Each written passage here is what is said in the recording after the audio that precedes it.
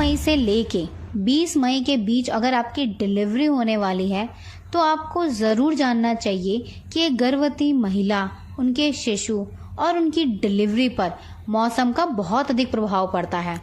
सर्दियों में अलग प्रभाव पड़ता है और गर्मियों में अलग प्रभाव पड़ता है, इसलिए उन्हें कुछ बातों का ध्यान रखना ज़रूरी है।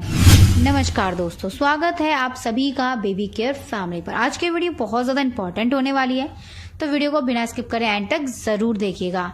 साथ ही आपकी डिलीवरी डेट क्या है हमें कमेंट करके ज़रूर बताइएगा। क्या आप जानते हैं अगर मौसम हो गर्मियों का तो इससे हमारी डिलीवरी पर बहुत अधिक असर पड़ता है, क्योंकि डिलीवरी से पहले एक महिला को गर्म तासीर की चीज़ें खानी होती हैं ताकि हमारी जो डिलीवरी है वो आसानी से हो सके, हमारे सर्विक्स का मुंह अच्छे से खुल सके। मगर जब अधिक गर्मी होती है तो गर्म तासीर की चीज़ें खाना थोड़ा सा मुश्किल हो सकता है। इसी के साथ डिलीवरी के बाद भी हमें गर्म तासीर की चीज़ें खानी होती हैं। अपने आप को अच्छे से कवर करना होता है, अपने बेबी को कवर करना होता है, चाहे मौसम गर्मियों का हो या सर्दियों का। अगर जब गर्मियों में बच्चे को कवर करना हो या खुद को कवर करना हो तो बहुत सारी परेशानियां आती हैं। तो अब बात करते हैं, अगर आपकी डिलीवरी 2 मई से लेके 20 मई के बीच है तो आपको किन बातों का ध्यान रखना ज़रूरी है। नंबर 1, सबसे ज़रूरी चीज़, डिलीवरी से पहले अपने सर्विक्स का मुंह ओपन करना। क्या आप जानते हैं सर्विक्स का मुंह ओपन करने के लिए हम गर्म तासीर की चीज़ें खाते हैं, जैसे हम देसी घी खाते हैं या केसर वाला दूध खाते हैं या दूध में हम ड्राई फ्रूट्स मिलाकर खाते हैं या कुछ और गर्म तासीर की चीज़ें जैसे लड्डू खाते हैं, गोंद खाते हैं या हलवा खाते हैं, अजवाइन खाते हैं, लहसुन खाते हैं। बहुत सारी गर्म चीज़ें होती हैं और हर जगह अलग अलग चीज़ें होती हैं जो डिलीवरी से पहले खाई जाती हैं ताकि हमारे सर्विक्स का मुंह जल्दी से ओपन हो सके और डिलीवरी नॉर्मल और कम समय में हो सके।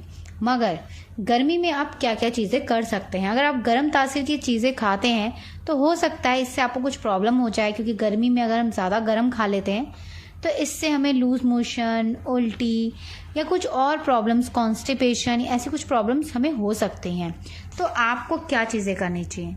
नंबर 1, आपको मॉर्निंग में और इवनिंग में 2 टाइम वॉक ज़रूर करनी है ताकि आपके सर्विक्स का मुंह ईजिली खुल सके। इसी के साथ आप मॉर्निंग में उठकर कुछ एक्सरसाइज जो डॉक्टर आपको बताएं, योगा, इनका सहारा ले सकते हैं। आप डक वॉक कर सकते हैं, जैसे हम जब बैठकर झाड़ू लगाते हैं तो उसको डक वॉक कहा जाता है, आप उसका सहारा ले सकते हैं। आप बैठकर झाड़ू लगाइए। ऐसा करने से भी जो हमारा सर्विक्स है उसका मुंह जल्दी से ओपन होता है। इसी के साथ आप घर के छोटे मोटे काम भी कर सकते हैं। आप एक एक्सरसाइज कर सकते हैं जिसे हम चेयर वॉक भी कहते हैं, चेयर पोजीशन कहते हैं, जिसमें आपको आधा बैठना होता है। ये आप किसी की सुपरविजन में ही करें, यानी कि अगर आपके घर का मेंबर कोई आपके सामने है तो आप इस एक्सरसाइज को कर सकते हैं विद डॉक्टर की हेल्प से और डॉक्टर से परमिशन लेके। ये छोटी छोटी चीज़ें हैं जो आपके सर्विक्स का मुंह ओपन करने में गर्मियों में आपकी हेल्प करेंगी। इसी के साथ आप देसी घी जब आप गर्मियों में खाते हैं तो आप कैसे खा सकते हैं? आप रात को दूध में देसी घी डाल के खा सकते हैं। आप रोटियों पे देसी घी लगा के खा सकते हैं। आप दाल में देसी घी डाल के ले सकते हैं। आप रात को घी खा सकते हैं, क्योंकि रात को अगर आप घी खाएंगे तो वो इतनी प्रॉब्लम क्रिएट नहीं करेगा। साथ ही आपको घी की मात्रा कम रखनी होगी गर्मियों के समय में। Number 2, dry fruits. गर्मियों में ड्राई फ्रूट्स कैसे खाएं? क्योंकि ड्राई फ्रूट्स की जो तासीर होती है वो बहुत गर्म होती है। गर्मियों में आप रात के समय ड्राई फ्रूट्स को भिगा दीजिए। अखरोट, बादाम, किशमिश, काजू, अंजीर, खजूर तो आप ब्रेकफास्ट में रॉ भी ले सकते हैं, उसे भिगाने की आपको ज़रूरत नहीं है। आप बाकी के ड्राई फ्रूट्स को रात को सोने से पहले अच्छे से धोकर उन्हें भिगा लीजिए और मॉर्निंग में उठकर सुबह सबसे पहले उन्हें ही खाइए। उसके बाद आप नाश्ता कर सकते हैं। ऐसा करने से आपको बहुत अधिक गर्मी भी नहीं लगेगी, ड्राई फ्रूट्स के फ़ायदे भी होंगे और सर्विक्स का मुंह ओपन होने में आपको हेल्प मिलेगी। नंबर 3, गर्मी के मौसम में आपको आपके शरीर में पानी की कमी नहीं होने देनी है। गर्मी के मौसम में डिहाइड्रेशन सबसे ज़्यादा होता है और डिहाइड्रेशन की वजह से कॉन्स्टिपेशन होना, कमज़ोरी होना और हाथ पैरों में दर्द होना, ये सारी प्रॉब्लम्स क्रिएट हो जाती हैं।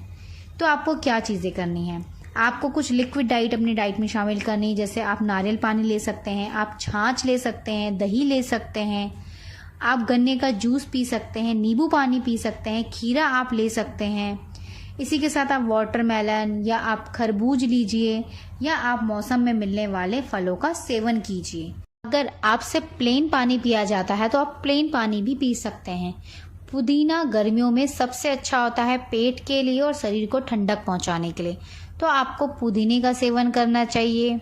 मौसम में मिलने वाले जो फल होते हैं, जैसे आप आम का सेवन कर सकते हैं, लीची मिलेगी, लीची का सेवन आप कर सकते हैं, एप्पल ले सकते हैं, बनाना ले सकते हैं। इसी के साथ क्या आप जानते हैं प्रेगनेंसी के 9वें महीने में आप अनानास और पपाया यानी कि आप पपीते और अनानास दोनों का ही सेवन कर सकते हैं। क्या आप जानते हैं पूरी प्रेगनेंसी में अनानास और पपीता आपको खाने को मना किया जाता है, क्योंकि उनमें कुछ एंजाइम मौजूद होते हैं जो आपको कॉन्ट्रैक्शन दिलाते हैं, आपकी संकुचन को पैदा करते हैं। अगर आपको संकुचन 9वें महीने से पहले हो जाए तो आपकी प्रीमेच्योर डिलीवरी का खतरा बढ़ जाता है, साथ ही मिसकैरेज का खतरा भी बढ़ता है। इसीलिए कहा जाता है कि पूरी प्रेगनेंसी में आपको पाइनएप्पल और पपाये का सेवन करने से बचना चाहिए। इनका सेवन आपको नहीं करना चाहिए, मगर 9वें महीने में आप इनका सेवन कर सकते हैं और करने से पहले अपने डॉक्टर की राय जरूर लें। नंबर 3,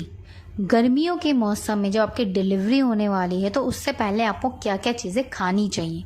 क्या आप जानते हैं गर्मियों में हमसे खाना नहीं खाया जाता। अधिक गर्मी की वजह से हमारा जो शरीर है उसका डाइजेशन कमज़ोर हो जाता है और गर्भावस्था के दौरान हमारा डाइजेशन ऑलरेडी कमज़ोर होता है। तो ऐसे में आप जब डिलीवरी से पहले कोई भी खाना खाएं तो इस बात का ध्यान रखें कि आपको बहुत हल्का भोजन करना है, आपको भारी भोजन नहीं करना। बहुत मसालेदार या बहुत तेल वाला भोजन भी आपको अवॉइड करना चाहिए। मैदे वाली कोई चीज़ नहीं खानी है, आपको बाहर का कोई भी जंक फूड, फास्ट फूड नहीं लेना है। गर्मी के मौसम में खाना बहुत जल्दी ख़राब हो जाता है, इसलिए बाहर का कोई भी फूड आपको नहीं खाना। घर पर बनाकर आप कोई भी चीज़ खा सकते हैं, बस उसे मैदे से बनाकर मत खाइएगा। इसी के साथ बाहर से मिलने वाली कोई भी ठंडी चीज़ें, कोल्ड ड्रिंक, आप बाहर से आइसक्रीम लेकर मत खाइएगा। जो कोल्ड ड्रिंक्स होती हैं या कुछ जो ड्रिंक्स बाहर मिलती हैं, सॉफ्ट ड्रिंक्स, उन सब में कुछ केमिकल्स होते हैं जो आपको और आपके घर में पल रहे शिशु को हानि पहुंचा सकते हैं। आपकी डिलीवरी पर उसका असर पड़ सकता है, इसलिए बाहर से आप कोई ड्रिंक नहीं लीजिए। कोल्ड ड्रिंक खास तौर पे बाहर की कोई भी मत पीजिए, ये आपके लिए और आपके शिशु के लिए सही नहीं होती है। इसी के साथ आपको बर्फ़ का ज़्यादा इस्तेमाल नहीं करना। कोई भी चीज़ अगर आप घर में पानी पी रहे हैं या नींबू पानी पी रहे हैं या घर में कोई भी जूस बनाकर पी रहे हैं तो आपको इस बात का विशेष ध्यान रखना चाहिए कि आपको बर्फ़ का इस्तेमाल नहीं करना है। बहुत ज़्यादा बर्फ़ का इस्तेमाल करने से आपको आपकी नाक में कुछ प्रॉब्लम महसूस हो सकती है, जैसे आपकी नाक बहुत ज़्यादा सूख जाएगी। हो सकता है आपको अपनी नाक में थोड़ी सी ब्लीडिंग भी दिखाई दे, इसीलिए आपको बहुत अधिक ठंडा या आपको बर्फ़ का सेवन नहीं करना। बर्फ़ का ज़्यादा सेवन करने से सर में दर्द होना भी शुरू हो जाता है, इसलिए इन बातों का आपको ध्यान रखना चाहिए। अब बात करते हैं डिलीवरी के बाद किन बातों का आपको ध्यान रखना है। डिलीवरी के बाद आपको अपने सर को अच्छे से कवर करके रखना है और अपने बेबी के सर को अच्छे से कवर करना है। कॉटन के कपड़े से आप अपना सर भी कवर कीजिए और बच्चे के लिए कॉटन्स के कैप, मिटल्स, सॉक्स, ये सारी चीज़ें आपको लेनी चाहिए। 1 से 1.5 महीने तक बच्चे को आपको डायरेक्ट पंखे की हवा, डायरेक्ट एसी की हवा और डायरेक्ट कूलर की हवा में नहीं बैठाना। साथ ही आपको भी डायरेक्ट एसी, पंखे और कूलर में नहीं बैठना है। गर्मी के मौसम में भी आपको इस बात का ध्यान रखना है कि आपको जल्दी जल्दी नहीं नहाना, आपको जल्दी जल्दी सर नहीं धोना है। डिलीवरी के बाद आपके सर पे ऑयल हमेशा रहना चाहिए और आपको अपने बच्चे की भी 3 टाइम या 2 टाइम मालिश ज़रूर करनी चाहिए। इसी के साथ जब भी आप बच्चे को नहलाते हैं गर्मियों में तो ध्यान रखें कि हल्के गुनगुने पानी से ही आपको अपने बच्चे को भी नहलाना है और हल्के गुनगुने पानी से आपको भी नहाना है। आपको भी डिलीवरी के तुरंत बाद ठंडे पानी का सेवन 1 से 1.5 महीने तक नहीं करना और ना ही शिशु को करने देना है। इसी के साथ जब तक बच्चे की गर्भनाल ना गिर जाए तब तक आपको अपने बच्चे को नहलाना भी नहीं चाहिए। ब्रेस्ट फीडिंग को बढ़ाने के लिए आपको किन किन चीज़ों को खाना चाहिए इसकी जानकारी आपको होनी चाहिए। कुछ फल, कुछ फ्रूट्स ऐसे होते हैं, कुछ ऐसे चीज़ें होती हैं जैसे आप मेथी दाना, आप अजवाइन, आप सौंफ, अदरक, इन सब चीज़ों का सेवन कर सकते हैं अपने ब्रेस्ट मिल्क सप्लाई को बढ़ाने के लिए। साथ ही इससे जुड़े कोई भी आपके सवाल या सुझाव हो तो हमें कमेंट करके ज़रूर लिखिएगा। हमारी वीडियो को पूरा देखने के लिए आप सभी का धन्यवाद।